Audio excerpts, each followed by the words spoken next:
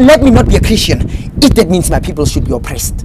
Let me not be a Christian if it means that my people cannot express themselves. Took what was on the anointing of Moses and gave 70 others equal authority. Today we call that decentralization of power. Government is not a building. Government is not a person. You are government. The taxpayer is government, because government structures are also funded from taxpayers' money. Yes.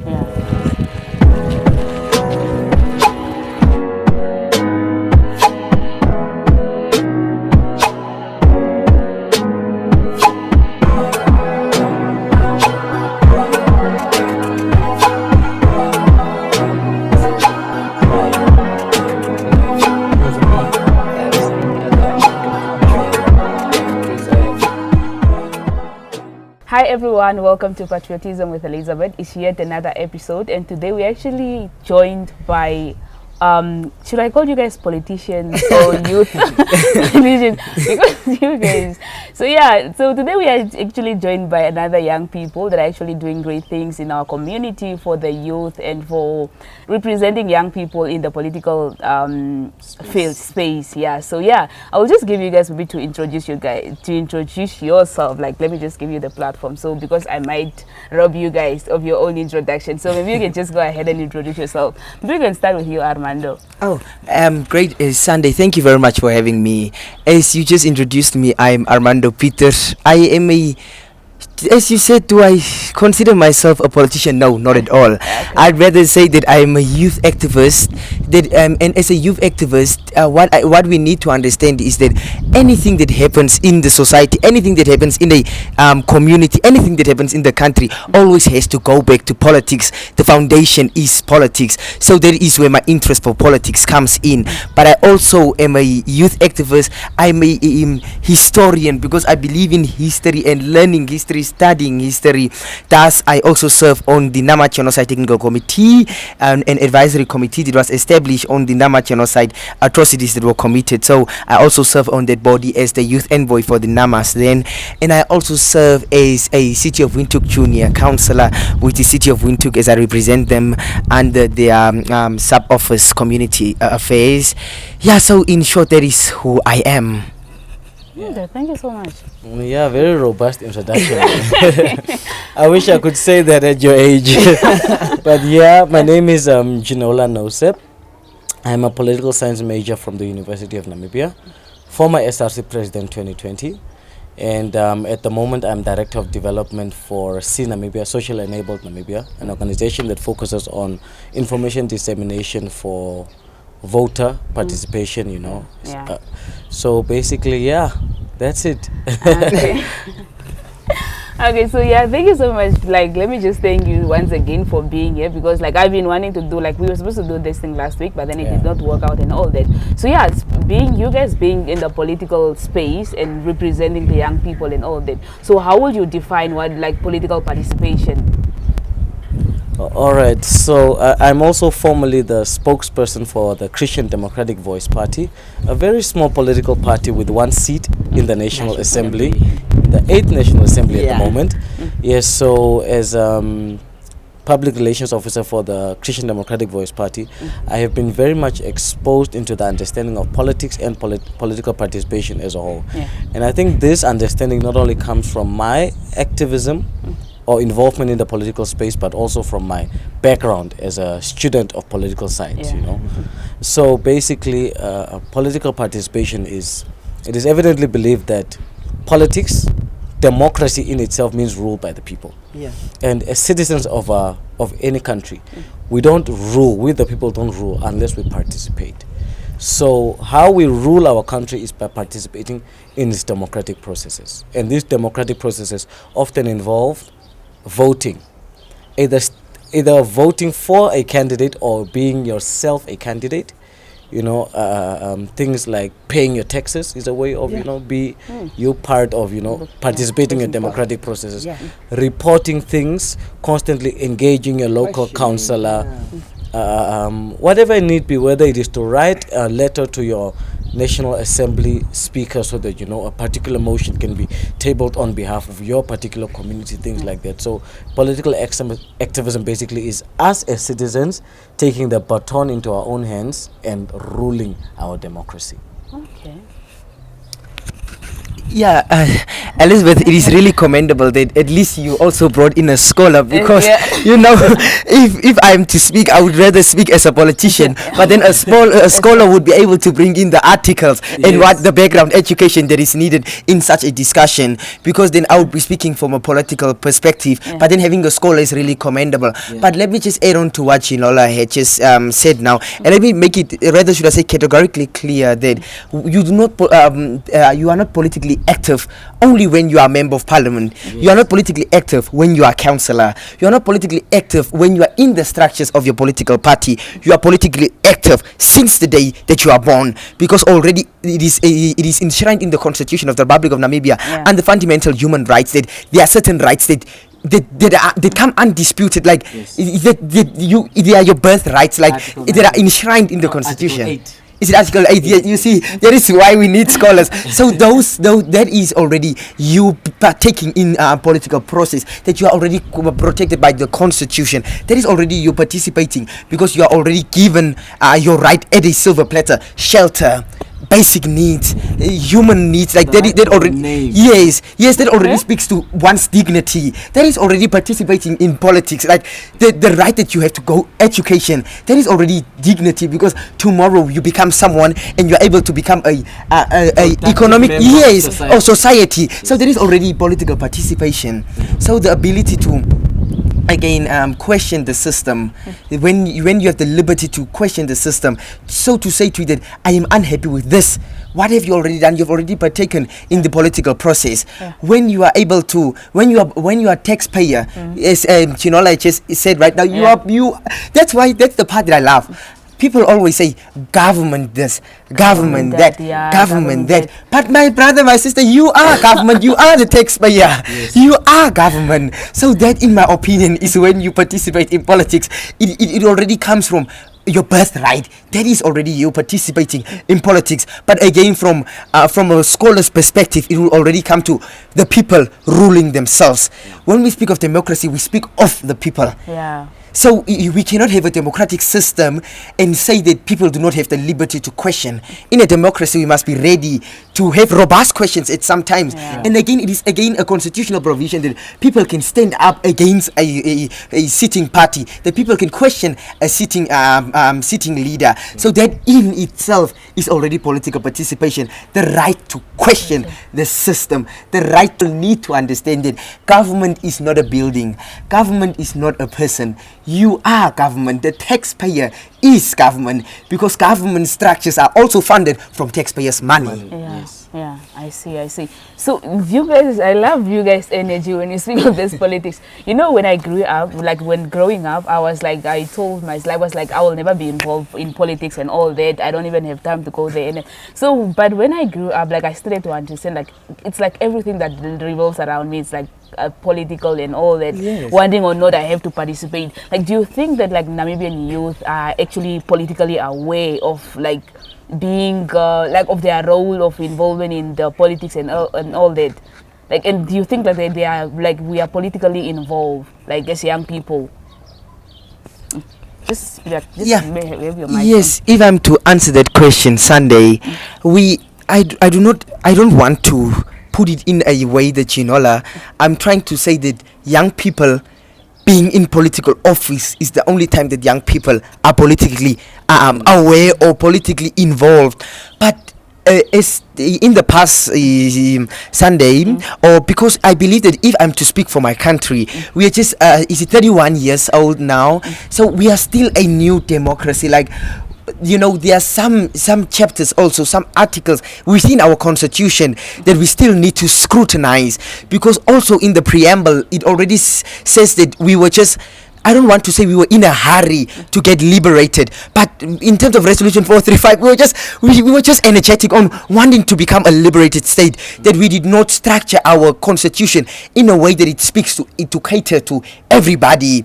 So I would say that with time we are seeing the changes that young people are, because for me the scholar might disagree with me, but in terms of how I view things, the moment you bring in a young person into the system, into the political system, into being in, but we have seen with the past regional local authority elections, we have seen how many young regional councillors we have gotten, local authority councillors we have gotten, some mayors also now. They are young people within all our regions here, but for me, the time that I say young people have really become politically woke is when they are liberated, when they have the right to practice their democracy within their party. Yeah.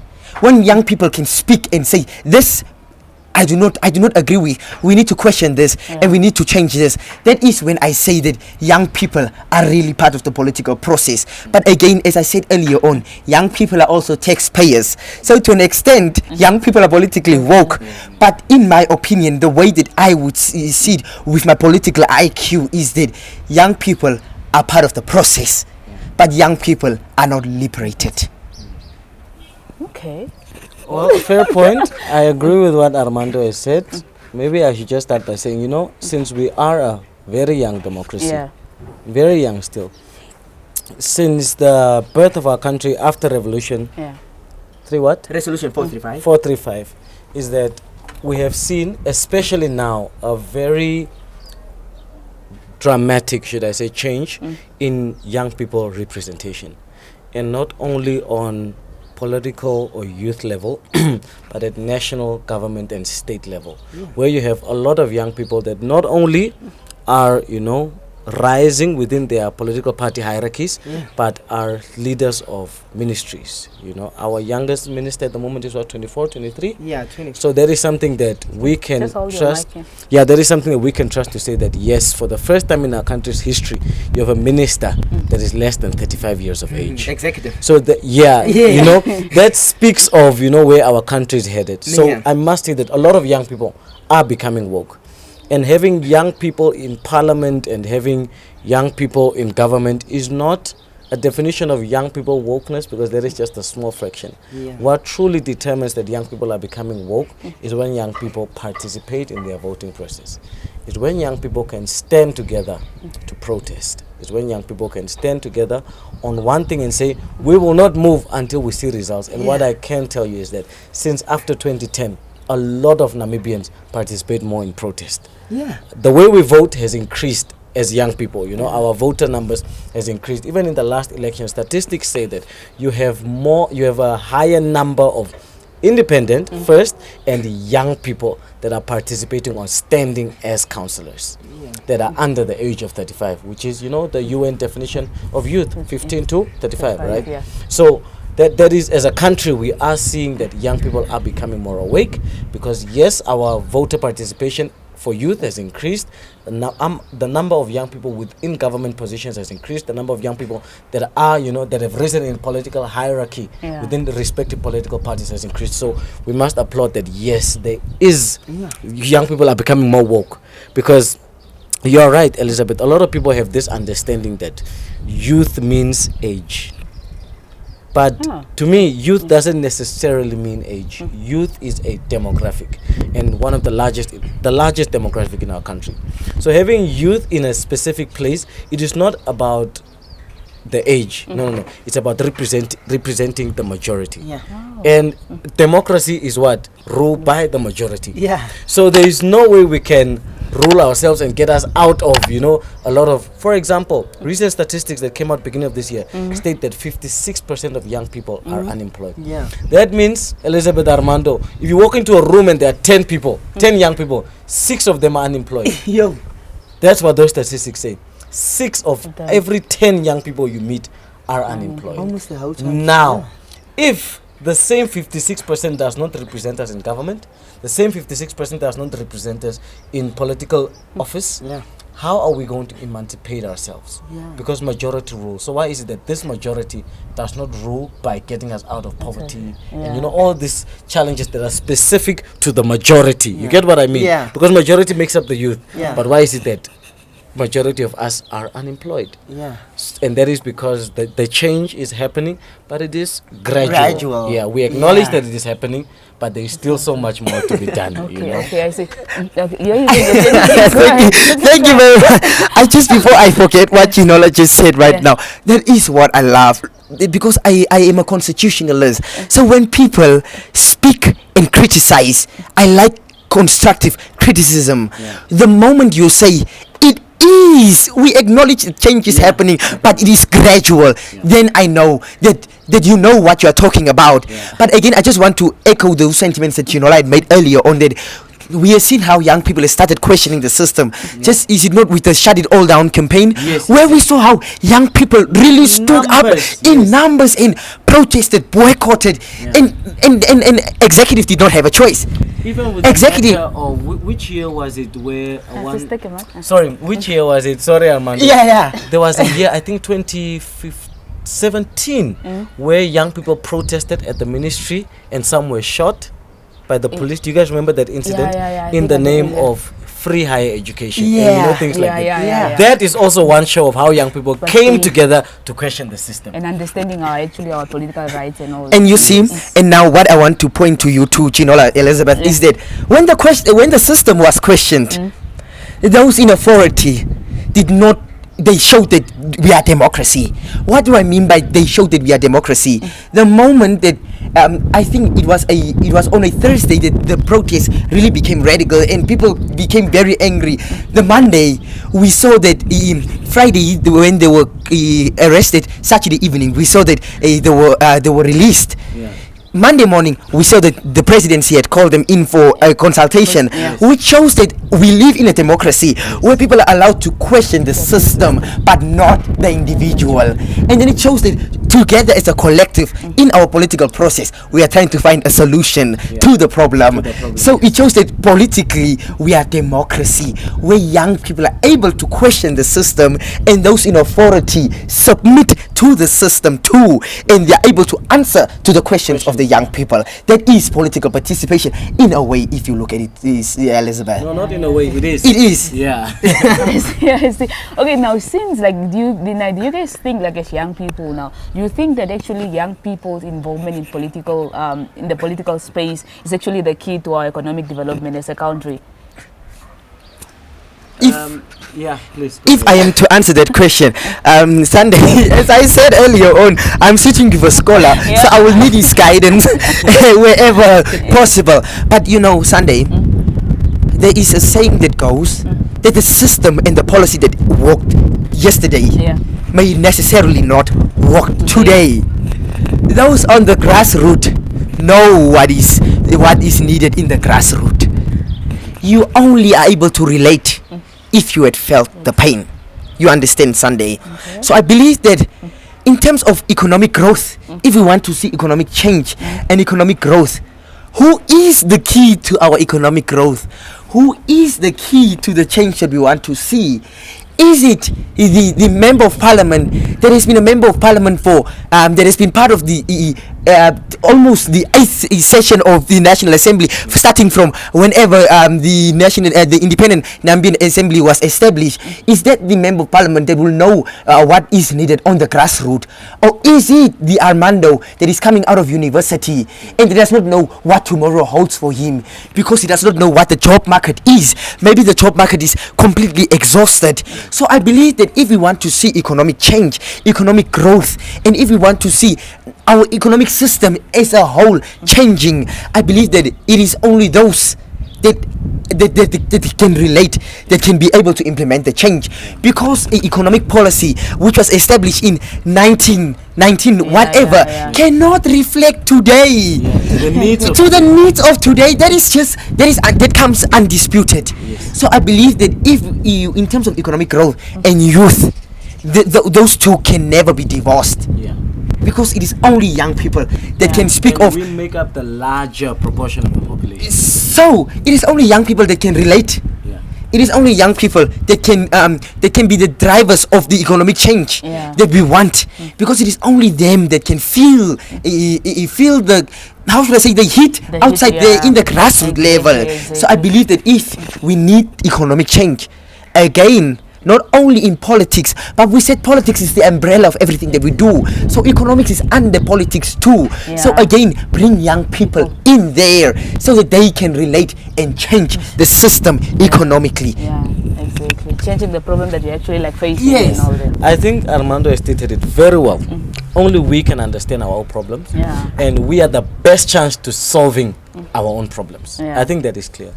What I want to add is, statistically speaking, Namibia is the second most unequal country in the world. Really? Let me explain. The gap between the richest and the poorest is second most highest in the world in Namibia. That means when you are rich, you are truly rich. When you are poor, you are truly poor. That gap is so broad in Namibia that it is alarming. But I remember in my third year, I had governmental studies. And as part of my class, I did an assignment, and it's called the unsympathetic state. It's when government and politicians that are in high offices, they are so disattached from what is happening on the ground that their policy setting and their sentiments do not bring development. Let me explain it practically. For example, there was a day that our president, His Excellency, just stand like this. His Excellency, he made a comment on social media stating that no, the government is not God. Government can't create jobs. Even at another instant, he said young people are lazy. Young people are they themselves are the reasons they are not getting jobs and whatnot. First of all, I agree with His Excellency. True, young people are lazy. But even more important is that our president has always been privileged. Well, at least now in his life. He cannot relate with me and you that can't even afford taxi money from here to the nearest shop. So his mind is on fourth industrial revolution, coding and what. All those big things, man. NDP, forgetting that there are people that don't have jobs, can't afford taxi money, can't afford bread for their children and whatnot, and therefore you are creating an angry youth. It's when the state and government, they are so far that they cannot relate with what is actually happening on the ground. And what is happening on the ground? People are resorting to informal settlements. Recently, our president said that he hates informal settlements. He wants them to be gone in 5 years. In 5 years, If truly those sentiments he could relate, if he's affected like me and you, by now he could have had a drastic declared state of emergency on housing. Declare state of emergency on housing, how we can focus on making sure that every Namibian has a house, every Namibian has access. But that has never been done in our country. And it's because our state is unsympathetic. State does not understand what the people feel versus what it must do. So that gap is so wide. That is why an individual, one of the advisors to the president, a beautiful lady, wonderful auntie, goes on social media and she states that the only reason young people are not getting jobs is because they don't know how to find opportunities. Like there are so many opportunities for jobs. It's just that young people just don't know what to do, or they are just lazy, or commentary like that, man. Like I said, I respect Her Excellency, Miss Daisy, wonderful lady, very competent. Very wonderful lady. I've actually personally met her a lot of times. But that sentiment was so unsympathetic. It comes from a privileged perspective. So even if I respect her as a person, I very politically disagree with that kind of sentiment because it doesn't relate with what me and you actually feel on the ground. It is that yes, even with all this potential and my degree in public management, major in political science, I still can't score a job. That does not make me incompetent. It does not make me lazy. It is just that 56% of us will not get a job in the economy. Like that means at every given moment, 56% of us will not. That means 10 out of every 6 people that apply will not get a job. Equally for me, 6 out of every 5 times I apply, I'm most likely not to get a job. That has nothing to do with my competence because I've done my part, gotten my degree. But everything to do with government inability to provide the policies, provide the space, and provide the environment that will enable me to get a job. You get what I mean? So like as young people, it's not that there's something wrong with us, but it is that we live in a state and government that it is that's so privileged and that always speaks from that perspective. That is why I feel like our country shouldn't even be focusing on fourth industrial revolution while we haven't even fully accomplished the third. Although some political analysts will say no, but we must move forward to look back. You see that kind of argument. We must look forward to move back, but at what cost? Exactly. That's very true. No, I just like to now. The scholar has spoken. Yeah. But let me speak now from a political perspective Yeah. on why that might be. So, firstly, Sunday, you know, government is a structure. Yeah. We have the executive, and in the executive, we have ministers Yeah. who make up the executive. Sunday, I do not now, I'm not defending any policy of government, but I want to make it clear now that, okay, policies can be put in place, Ginola. We can say we want to do this, we want to do that, Yeah. and the presidency can launch a policy. Yeah. But to what extent will the policy be carried out? We can say green hydrogen and ammonia will create this much employment. Yeah. But again, it is not the president that is staying the project. Yeah. It will be subdivided into all government ministries and agencies that are affected or conflicted in the project. So again, it brings us back to individual independence and individual development. Do you know, like, if you are developed as a human being, you will know that if I am to take 10 breads while there are only 10, what will my brother behind get? Yes. So it comes to individual discipline, where you are privileged, but yet you know that people out there are not privileged as much as I am. Yeah. So that you know that if this policy is to be effective, I need to be disciplined.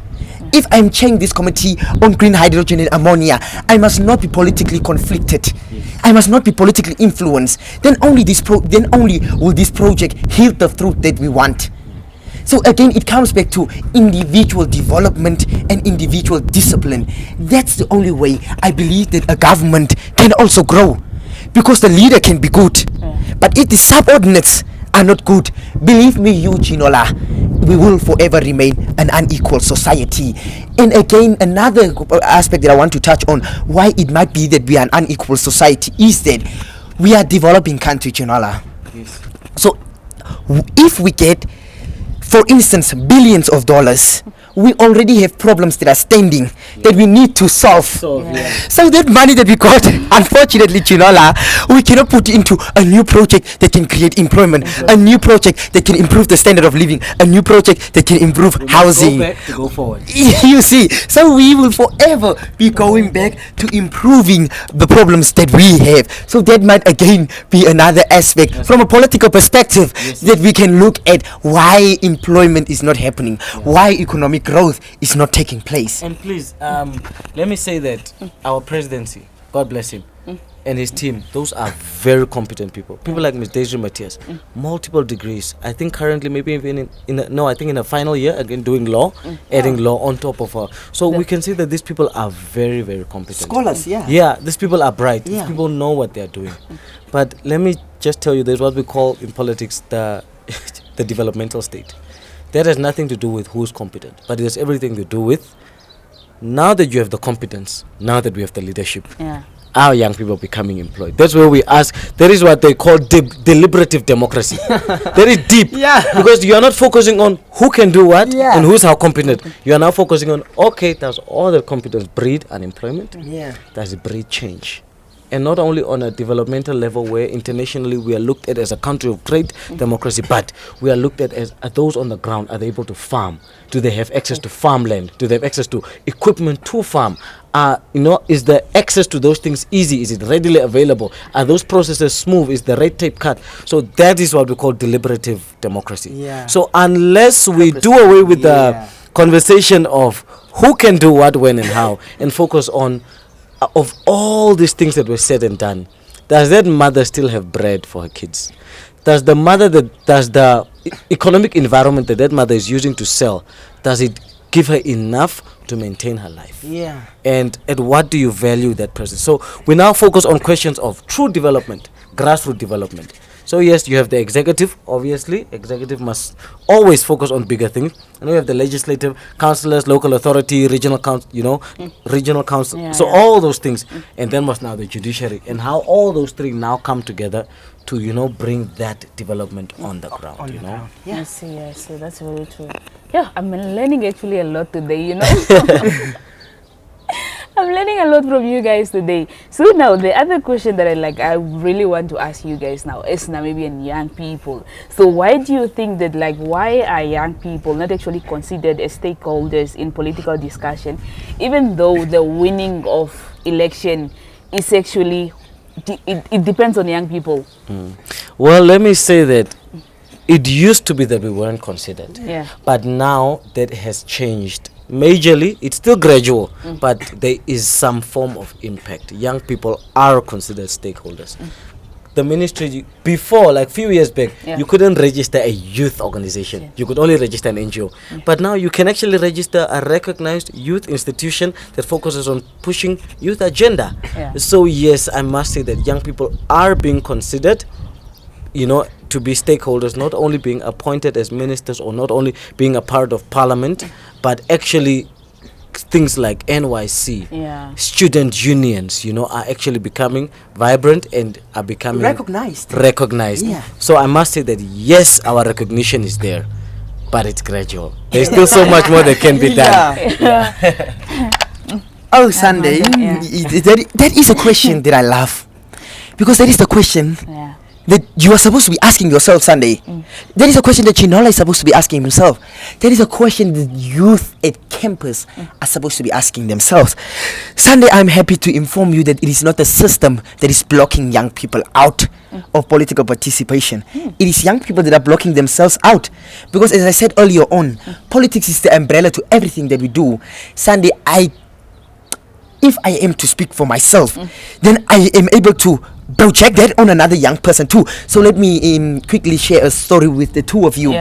When it comes to youth political participation and how youth have access into political practice within their political parties too, or whatever political structures they represent. Firstly, let me first commend the presidency, because when His Excellency the President took over the leadership in 2015, he appointed a youth advisor on youth and youth affairs and is it public enterprises or in youth and public SME enterprises or something like that. That is her portfolio. A young person.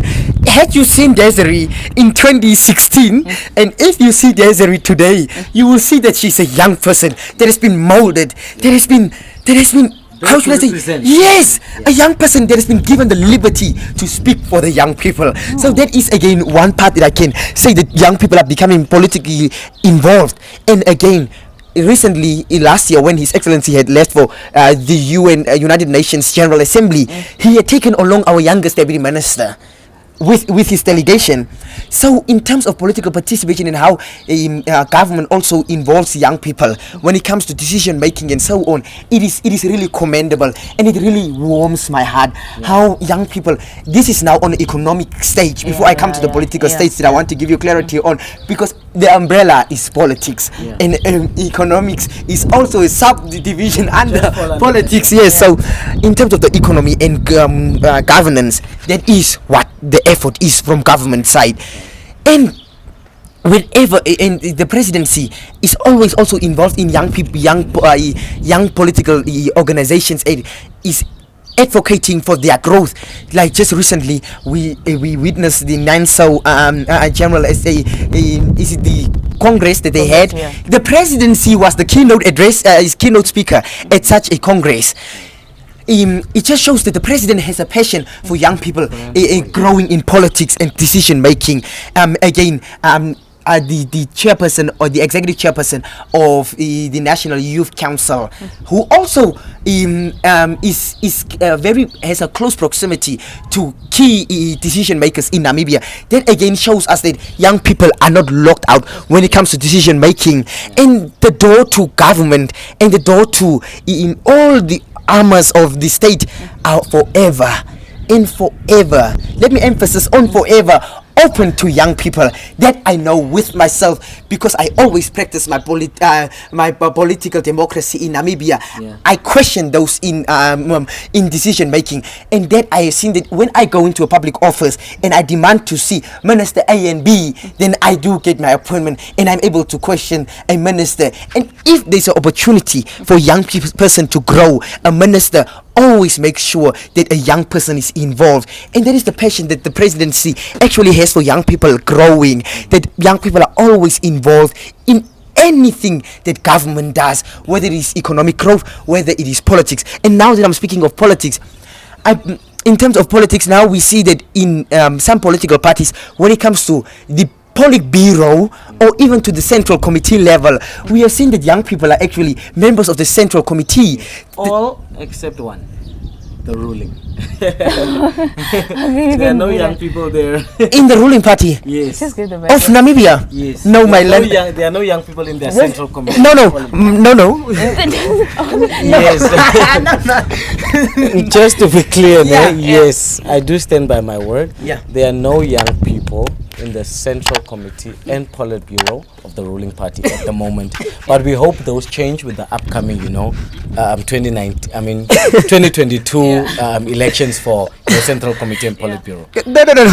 No, Ginola. Yes. Let me Shed some let clarity. me educate you and All right. give you clarity Yes. on that, because I like to educate Yes. where you are not informed, Yes, so that yes. tomorrow you do not say that Yes, again yes. to someone else. It is my pleasure to inform you, Ginola, that just last week when the Swapo Party Central Committee was taking place, we saw that our the Swapo Party Secretary General for this Youth League from the Congo was just sworn in as a member of the Swapo Central Committee. Yes. There are certain members of the Swapo Central Committee, and when it comes to again also the Swapo Party, now that you have brought that up, when Congress comes, there will be delegates from the Swapo Party Youth League, yes. Central Committee, Yeah. that will actually be representing the Youth League at the Central In Committee. the Central Committee, all right. And no, at Congress. At And what Congress. we know is that at Congress, that is where the policies decision-making and body, the yes. highest decision-making Yes. structure of the party. So prior to last week, there was no young person. So after I am uninformed on that. Yeah. But I So since 1964, since the party was established, until last week, there's been no person under the age of 35 that served in the Central Committee. Yes? But yes, in terms of the structure, you can say that. So in terms of the structure, I am correct. Ne? In terms Until of the last structure, week Friday. until last week Friday, All when right. I saw the swearing in of Comrade from the Whose Congo. age I will still confirm. Yes, but he's a young person and he's the chairperson of the secretary of the Swapo Party Youth League. League, yes. But again, what I want to tell you is that gradually we are getting the change, where young people are also able to tell the seniors at Congress that, look, comrades, that what It's you're not saying. business as usual. That no. And I will stand by it. Yeah. If we need to boycott Congress, we will boycott Congress. Yes. And that's what I love about young people. They are radical. Like with young people, if young people tell you, Ginola, we want you out of office, my brother already resigned they before stand they get you together. out. Yes, Yeah. that's Yes. what I love about young Namibian people. We stand together and we demand change, but again we respect the system. Yes. Okay, so speaking from on that, so you guys, like, we are living in a Christian, can I say this is a Christian country, Yeah. and you guys growing up in the Christian house and everything, and also being involved in politics, do you think that it's important really to separate politics and religions? I'm actually very passionate about this Yeah. topic because yes, I'm a Christian, not religious, but I'm Christian and I'm very much into politics. In fact, I did my research on state and religion, the dichotomy of how God is the institutor of democracy. A lot of people don't understand. Maybe just to use an example, you guys remember on Mount Haram, when Moses was like, no, I can't rule the people alone. So God told him, no, bring with you 70 men, and I'll take the anointing that is on you and give it to them also. You guys remember that scripture in the book of Exodus? Yeah. Deuteronomy. So what basically happened was, God took what was on the anointing of Moses and gave 70 others equal authority. Today we call that decentralization of power. Yes. Wow. Yes. Wow, that was It's when you take power educating. from one person Yeah. and you bring it down. Down to the grassroots. And the Bible even says, and the 70 went out and they would judge people, which is now the role of Moses as well. Yeah. And funny enough, there were 2 also in the camp, and the anointing fell on them while they were in the camp. So those 2 also became anointed to rule. meaning they now also became deputy councillors, because Moses was sort of the president, and you had 70 councillors, and then now the deputies. So basically, that is decentralization of power. Equally, other elements of reverence of a state structure. The Levites, they're the specific group designed to keep oracles and the place of God. Today we have a state house representing that.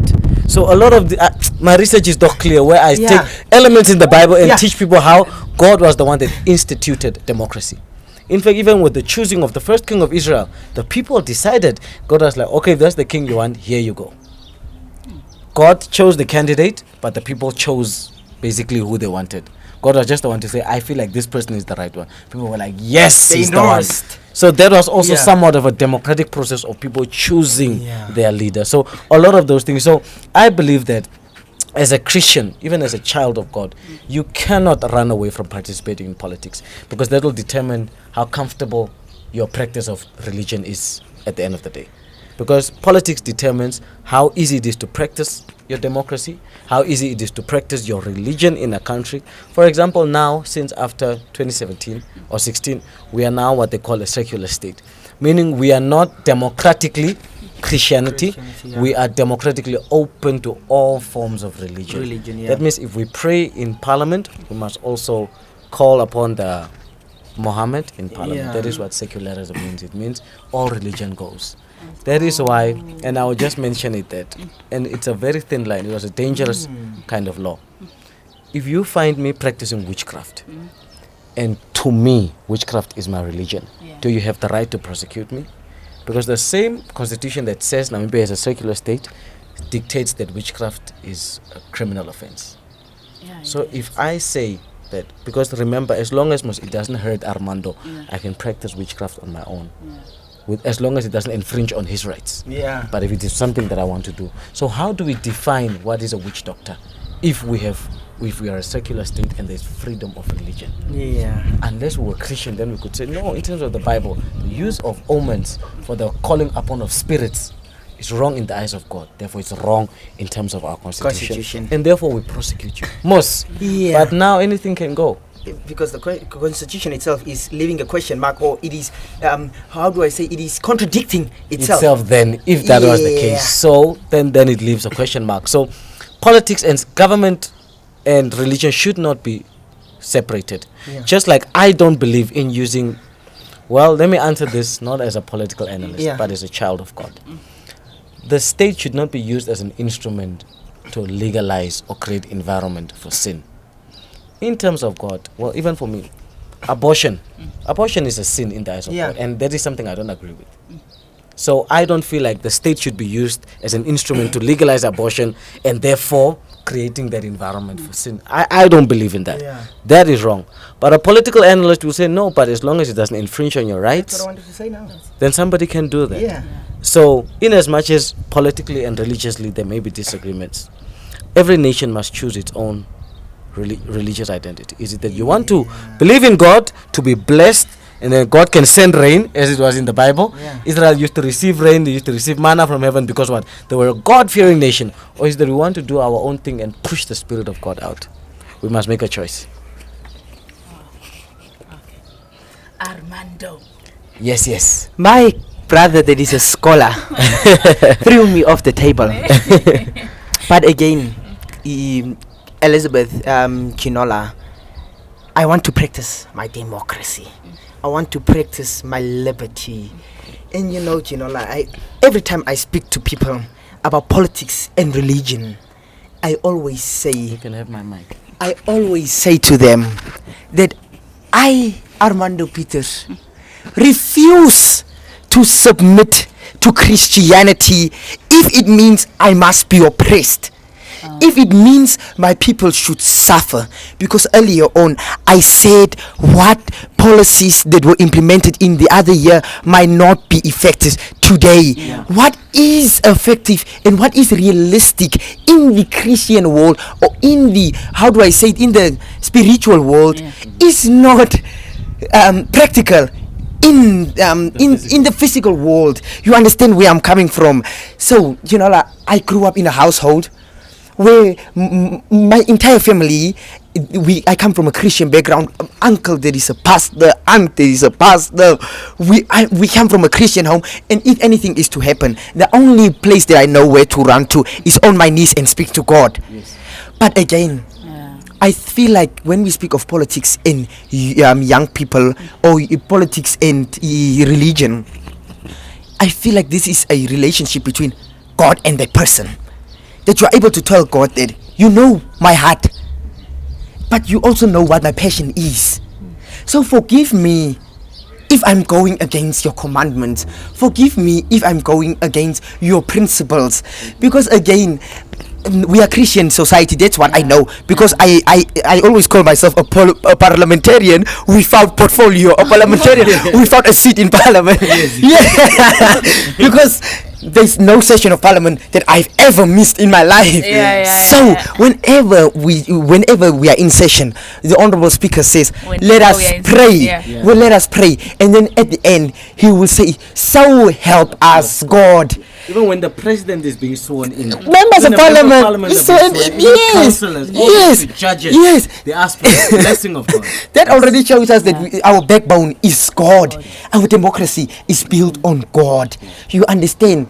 So that's why I'm saying that those two, Ginola, you are 100% right when you say, oh, let me not say you are 100% right. Let me say it is your democratic right to say that it is your democratic right to say that to an extent Christianity or religion and politics can never be they can never be divorced. Not. People do it, but people should not separate. But Ginola, don't you think to an extent it is a democratic right to say that it should not? But then I can have my liberty to disagree and say that they can to an extent, or they can in totality be. So let me give you clarity on why I am saying that now, Ginola. You know, I consider myself a constitutionalist. I consider myself as a human rights activist. I consider myself as a political activist. But my foundation is Christianity.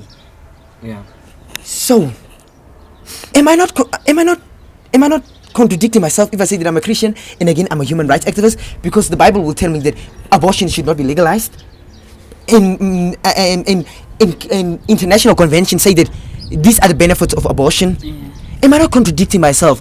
So I always say, Ginola, that when I have discussions with this discussion of abortion, also let me just use this as an instance to give you clarity on where I'm coming from.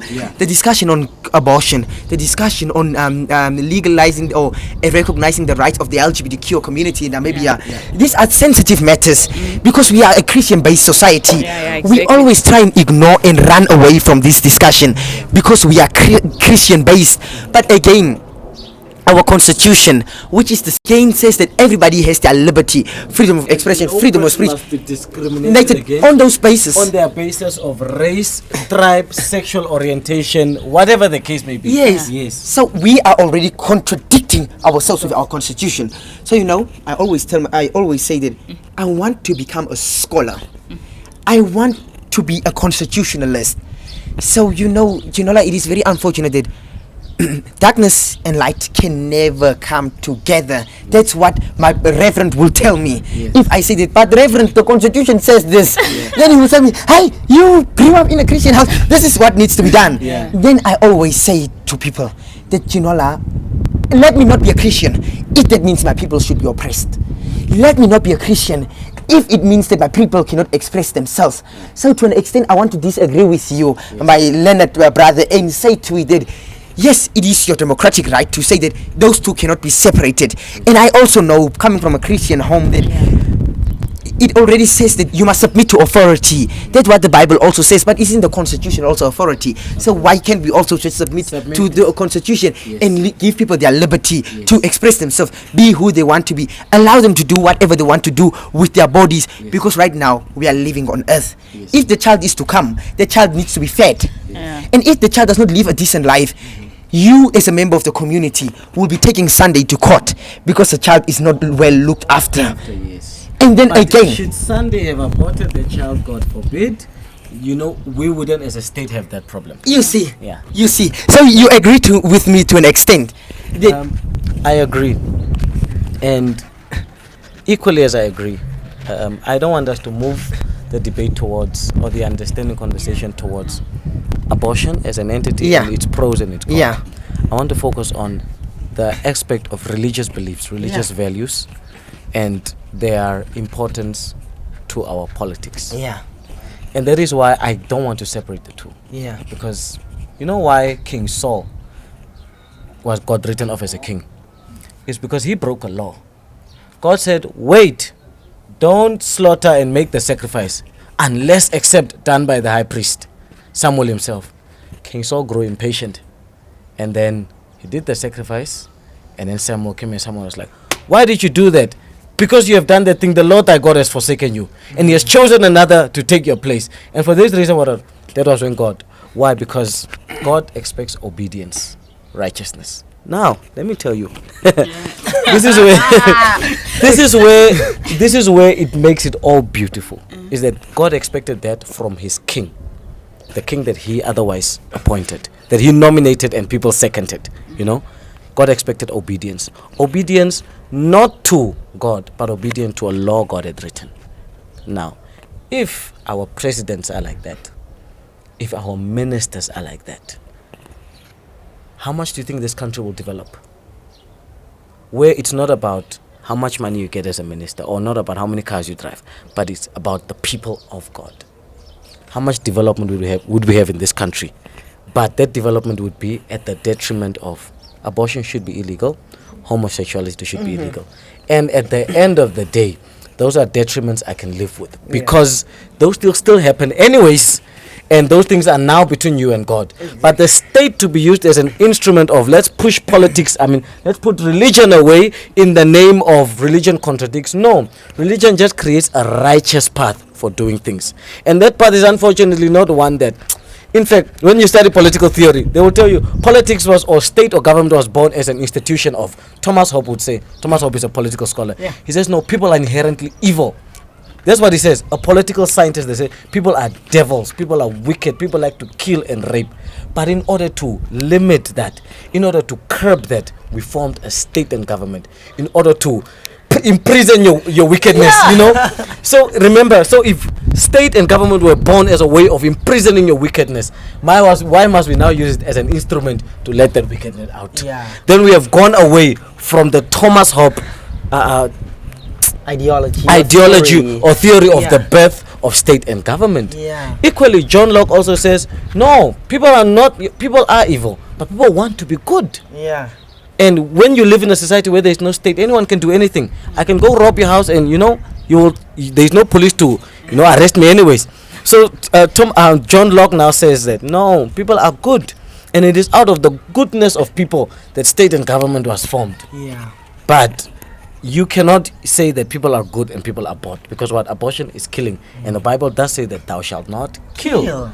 So that is why I'm saying we should not. There must be no separation, because all the Bible offers are righteous values that are centered towards the ultimate outcome of the broader benefit of the benevolence of everybody. Doesn't matter whether they're king or queen or the ordinary citizen. That is why we should not separate, even though religion says that you must not abort, even though religion says homosexuality is illegal. You should not practice it. At the end of the day, every state must determine its personality, and whether that personality is inclined towards religious values or whether that personality is inclined towards political values. Each state must dictate that. And sadly, the legislative, parliament, and the executive, those two are basically the branches that dictate that. So however those branches push us in as a state will unfortunately follow, but let us not try to divide the two, because God is righteous, and all he wants is for my people to obey so that I can have liberty to bless them. Now let me allow me, Ginola, of course, to agree with you on now I want to agree with you that those two should not be separated, but I don't want to agree with you on the grounds that it is because of the creation of whatever principles of religion. I don't want to agree based on that, but I want to agree with you based on the fact that we as a state have not, we have not declared, or we have not pronounced ourselves as to are we basing our are we based Our on a personality. political Yeah, our are we personality, yeah. based on politics Yeah. or on religion? Yeah. So let me agree with you on that. Yeah. To say to it, it is because we have not yet pronounced ourselves. Our identity. Yes. No, but we have. That We call ourselves circular. so then Yeah. now you see that you and I were able to agree and disagree. That just Yeah. shows that we are secular state, that Yeah. We are neither hot nor cold. you We are see, lukewarm. Yes, we are able to say that. Yeah. Okay, Ginola, let us agree to disagree. To disagree, yes. That you say that they cannot be separated, but I say to an extent that if If has to it do with my means- people, yeah, then let them be separated. Yeah. It shows that we are secular state. Yeah. So you see to it that Sunday that Yeah. it comes with how should I say it, with personal, should I say, conviction, or the way that you take it, or Yeah. how your principles are. It starts with personal principles, like how your start, like your foundation. Yeah. For example, if let's say Christian Democratic Voice as a party runs for parliament, wins president, has majority of the seats in the National Assembly, automatically we will take up a religious posture Yeah. as a nation. Naturally. Yeah. Because why? Those are the people in charge. What does God think about this? Yes. Before so we before you implement it? consider laws, yes, we will now consider the will and the word of to God. Yeah. Just like Morocco. Morocco is a Muslim state. Before they do anything, they consider the Quran. You see. And they are well off because they chose that route. Oh. We will most likely too. But I think we will just take the whole day if we keep on talking this Christianity and politicians and all that. Yeah. So I just want to take you guys back a little bit, just to ask, like, as a young person, like, are you excluded from your political rights if you don't vote? Like, are you able to question the system and all that if you don't vote? Let me just my brother that is a scholar again will go into depth with the conventions and so on, but let me speak from a political perspective again.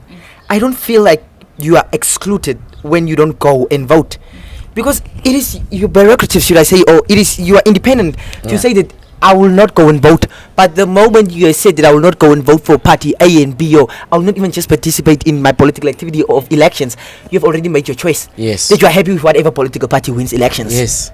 But again, it will be the same you. That will, when people are when people are protesting, you'll be joining the protest. Yes. What are you doing? And are you will politically- be unemployed because of the party that you did not vote for's Actions. incompetence. You see, so Yeah. you have already indirectly Made a decision. Yeah. So By not participating, you have participated in increasing your suffering. suffering. Yes, because it is you that If has I can decided- put it like that, yes. Yes, because you had the independence, you had the Yeah. liberty to go and vote. Yeah. To- The to- opportunity to give the state So to a boycott the voice. party Yeah, that you want. know. Yeah. You had the liberty to boycott that party that you did not want, That you did but not because want. you did not go and go and vote, you made the Somebody choice. else made the choice So for you you. now need to bear the consequences, Consequences. unfortunately. Yeah. But again, while bearing the consequences, you get frustrated, and when people start getting angry, or marches start taking place, petitions, you already signed a petition. What is that? What do you think that is? You have already participated, or you have. And that petition, like, it's such a short-term result, politically speaking. If you vote, you give like a long-term result. you know? Yeah. Because now you have decided that for the next 4 years, I believe and trust in candidate A and his competence, and I therefore vouch for him to lead me. Representative democracy, right? Yeah. Yeah. Yeah, you can, Ginola can take over. Yeah. So basically, by not voting, you have by omitting your right to vote, Yeah. you have allowed somebody else to speak on your behalf, Yeah. and that that person's choices may not agree with your own. Yeah. Yeah. And as a result, you must live under a political environment set by somebody else, which may not or may be in your favor. So to avoid that may not be in my favor, I'd rather participate. You get what I mean? Yeah. Yeah. You guys put it so clearly, like, yeah, one could actually understand. So yeah, I think we have actually come to the end of our session. I've kept you guys for over an hour now. But then just to ask now, I ask everybody that comes here, what is your wish for Namibia and for Africa at large as a young person? Well, I will be over ambitious if I focus on Africa. Yeah. But there is a bigger demographic. Yeah. But you know what I will say, as somebody that has not only been actively involved in politics, processes, institutions, but somebody that has studied politics, is that the only thing that I hope for this country is that Namibia will not become a developmental state just by the fact that we voted for a political party. We'll become a developmental state if we go out of our way to practice unconventional democracy. A democracy that says, you know what, young people are unemployed. Stop every other thing. Let's focus on solving that problem. No, people in Havana don't have water. Stop every other thing. Let's solve that problem. So if Namibia can identify all these areas, major, like for me, the three biggest areas in our country at the moment: inflation, the housing crisis, and unemployment. All those three things can be solved, not because you have a competent president, but a drastic decision was made. A decision drastic, collective, a revolutionary decision was made to say, these three agendas, these three things, look, we will not sleep until they are solved. Like, that is the only thing I wish for this country. Doesn't matter whether IPC takes over government, whether SWAPO continues government, whether PDM.